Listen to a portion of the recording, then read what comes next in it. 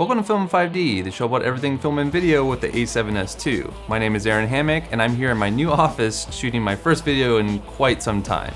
Today, I want to talk about the 3 most popular types of microphones with arguably 3 of the most popular mics.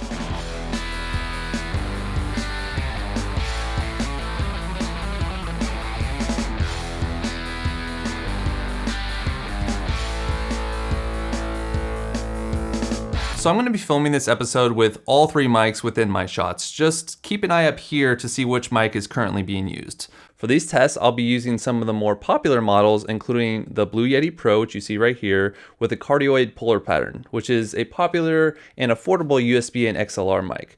I'll also be using the RodeLink Lavalier, which you can see right here. This is a Wi-Fi system mic, which is nice because you don't have the issue of static like you get with other wireless systems. And then finally, I'll be using the industry standard Sennheiser MKH-416 shotgun microphone with a condenser polar pattern. I'm also going to be using the mics at the appropriate distances. The shotgun is just out of frame up here at about 6 to 12 inches from my mouth. The lavalier on my shirt is about 6 to 8 inches away from my mouth, and then the cardioid is just a few inches away or as close as possible. I'll also be running all 3 mics into my Zoom H6 over here via XLR to try and give you as accurate a comparison as possible. Now obviously comparing these 3 specific mics is like comparing apples to oranges since they're all very different. This video and test though is mostly to show the different applications for each type of mic and how they vary in use and sound quality if you're out to buy your first mic or maybe an additional mic since you already have one of them. Having said that, I'm going to start off with the Blue Yeti Pro. This is a USB and XLR microphone that has many different polar patterns, but the most useful in my opinion is probably the cardioid polar pattern. This type of microphone is great at rejecting sibilants and pop sounds that your mouth naturally makes. You can even use something like this pop filter, which I have right here, to further reduce pop and sibilant sounds. A mic like this is also very high quality, but you do have to get very close to it to be fully effective. Because of this, it can't be hidden when doing video. This type of mic is better for applications such as podcasts, radio programs, music vocals, and voiceover recordings.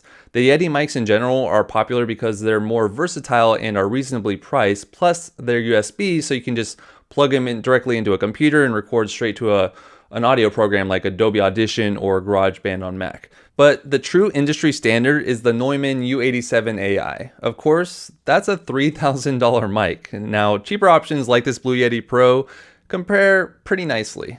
Next, let's talk about lavaliers. Here I have the RodeLink microphone from Rode. It's a wireless system that runs on a Wi-Fi connection between receiver and transmitter. So unlike the Sennheiser Lavs I've used for many years, which run on radio frequencies, when the RodeLink drops connection, you just lose audio for a second versus getting that horrible static sound that you then have to painstakingly remove in post. But in terms of lavs in general, they have an omnidirectional polar pattern, so they pick up pretty much everything in the vicinity in every direction. This can be good and bad depending on what you're doing and what you're looking to get out of your audio. Obviously, if you're walking around and talking and you want the audio to be mostly consistent, lavaliers are probably your best bet. However, for applications where you need to hide the microphone, like in a movie or something like that, where it's a long shot and a boom pole just isn't an option, you need an accessory like a discrete mount that allows you to hide the mic under your shirt, which can potentially further degrade the quality of your audio, and they can be a little bit finicky. In general, I think lavs are great for business and corporate applications, and although they can be inconsistent and unreliable at times, whether it's the battery dying or the signal dropping or even cell phone interference, the convenience that lavaliers give you is definitely nothing to sneeze at. Now, I don't actually know what is considered to be the industry standard for lavaliers, so if you happen to know that, please leave me a comment below. I'm happy to learn that. But I do know that some of the more popular professional lavalier brands are Sanken, Countryman, DPA. All of these can be plugged into almost any lavalier system out there, like the RodeLink that I'm using right now. I'm actually using a Sennheiser Lav with the Rode system right now. You can plug any mic you want into it. But the final type of microphone I want to talk about in depth is the condenser mic, also known as the shotgun mic, mostly because the polar pattern kind of resembles that of a shotgun, with most of the sound being picked up in front of it. Now, of all the mics I've talked about thus far, the shotgun mic is by far the most sensitive, which is good because it can be further away from the sound source than any other type of microphone. but it also does an excellent job of rejecting unwanted noise to the sides and to some extent even behind it. The industry standard for this type of mic is the one I have right here, the Sennheiser MKH-416. Many in the industry refer to it this way for a few reasons. 1, the high sensitivity, 2, the great isolation of sound in front of it, and 3, the quality of sound in general, and also 4, the build quality. It's a great microphone to take on location as it can take a beating. I did a mini review of this mic a few months ago that you can watch by clicking the link over here.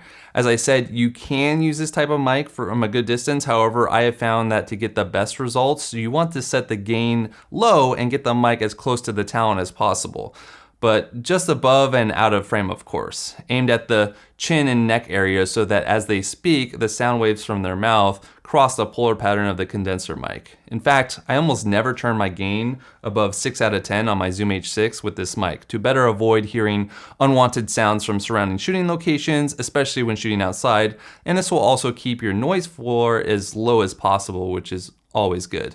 I'd recommend getting some form of blimp system, especially if you're shooting outside. I use the one from Rycote that's actually made for the MKH-416 specifically. It's part of their Perfect 4 series. This accessory helps out a ton when it comes to rejecting unwanted wind noise or other sounds to the sides and behind it. Whereas other accessories like the standard foam that these mics usually ship with, or even an upgrade like a dead cat, won't reject noise coming from behind the capsule, which you can also always get noise from behind the capsule, so it's important to block that as best as possible.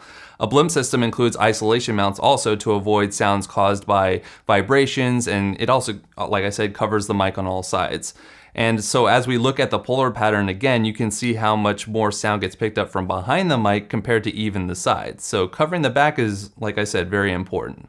But I want to end this episode with just a quick comparison of these 3 types of microphones with what I consider to be the pros and cons of each type.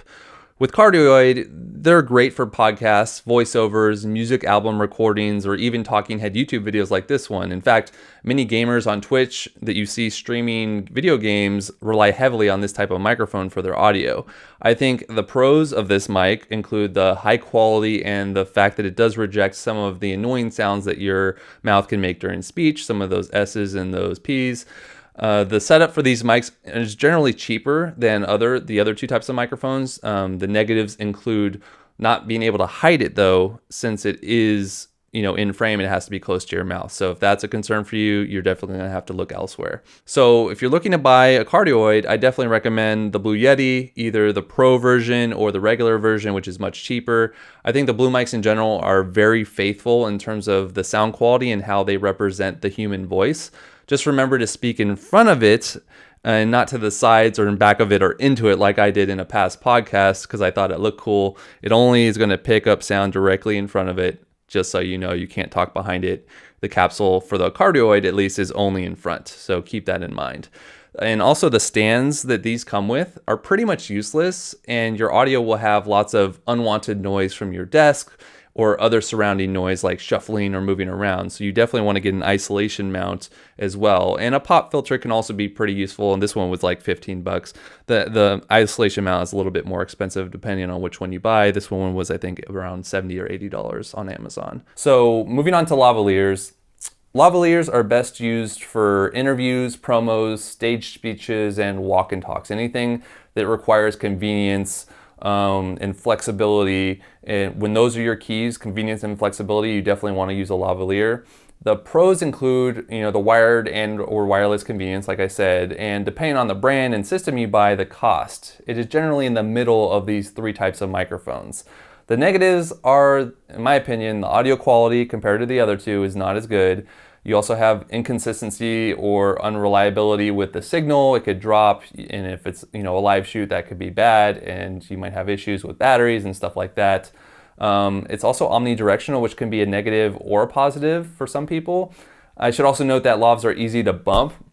Like I'm doing right now, you can easily bump it, and then you get that annoying scratching sound that you have to then remove and post. And if it's live, you can't do that. It's especially an issue with jewelry. For my workflow, the decision to shoot with a lavalier or a shotgun mic sometimes comes down to what type of shirt or if the person is wearing jewelry. If you're looking to buy this type of microphone, I definitely recommend the RodeLink system, which I'm using here. It's great for a Wi-Fi system, and it's much better than those radio wave systems just because you don't have to worry about the static. Even though it still does drop out, it's not perfect.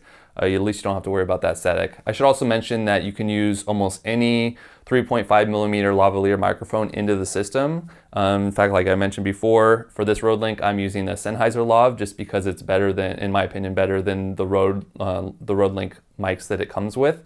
This one's a little bit higher quality, that's why I use this one. And last but not least, condenser microphones are best used for movies and interviews, and the positives are the superb sound quality and the sensitivity and the isolation of the mics, and the fact that it can be hidden off camera better than the other two in my opinion.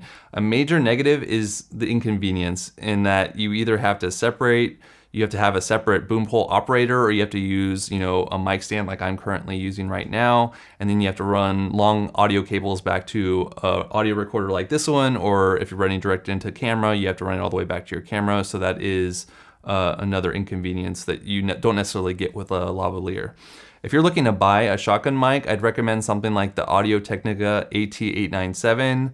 It's a great mic. I owned it for very many years. It's a really good mic for the price. It's around 250 bucks. Or if you have a much larger budget, this Sennheiser MKH-416 has been so awesome since I've owned it, for the past year. Just remember to also buy a blimp isolation system if you're planning on recording a lot outdoors. Personally, I think that shotguns have the widest uses. They can be used for films, interviews, and even voiceover recordings with the proper setup. However, I am a bit biased because they are definitely my favorite of the three. I do own all three. And ultimately, all three mics have their own uses, and you can definitely have all three in your filmmaking arsenal, like I mentioned before, like how I do. But this is also for those of you out there who are buying maybe your first mic or maybe your second mic, and you just want to get the most use out of it. All of the products I mentioned in this video are linked in the description below. If you ever plan to buy or upgrade your audio equipment, using my Amazon links definitely helps to support the channel, and I really do appreciate it.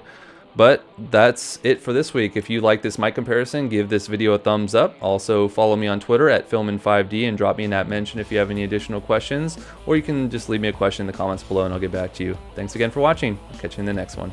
If you haven't subscribed yet, hit the logo on screen for updates on my new content when it's released. If you want to learn more about these three types of microphones, check out my blog on my website at filmin5d.com. Also take a look at my newest video by clicking the link on the screen.